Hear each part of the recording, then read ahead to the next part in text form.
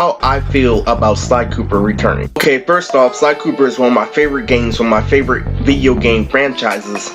It's made by Sucker Punch Productions, which is a really good, video game industry as a whole.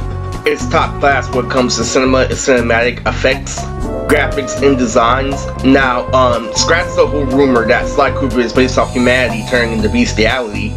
Sly Cooper is actually very intense. Unfortunately, I couldn't play Sly Cooper 4 Thieves in time. What happened was I bought the video game and I got knocked out by a couple of girls. What happened was I was smoking weed. Literally the intro played, the old Sly Cooper, oh I married Carmelita, oh Billy was handicapped, oh we went back in time, this and that. And what happened was these girls spied on me literally and hit me with a magic spell like I was one of the fucking Beastie Boys.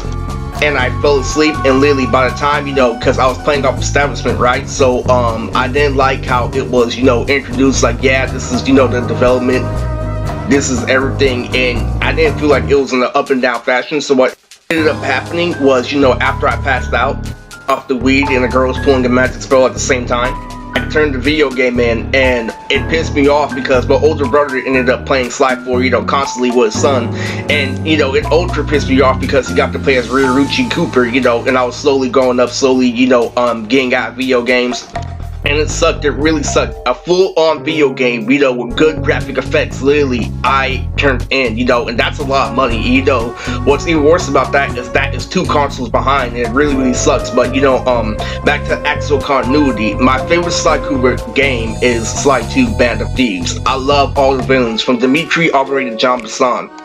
And one thing I know and I love about Sly Cooper, intensely, is that Sly 2 is definitely the best, but Sly 3 literally has the best features. It has, the most parallel timelines, the most complex, characters, the most you can do, with each and every level.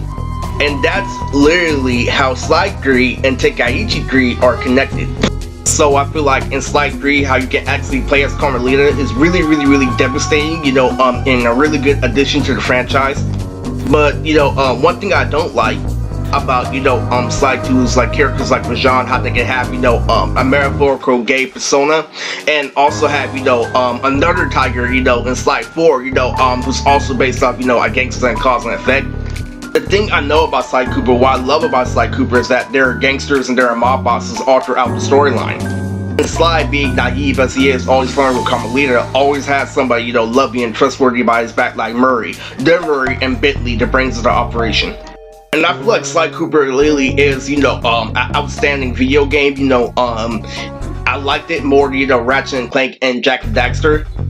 I know if you're a heavy video game, fan/nerd, that, you're supposed to, respect the gameplay of those, a lot more because they're harder, but I like, Sly 2 because, it's intricate, it's eloquent, and it has a really good story.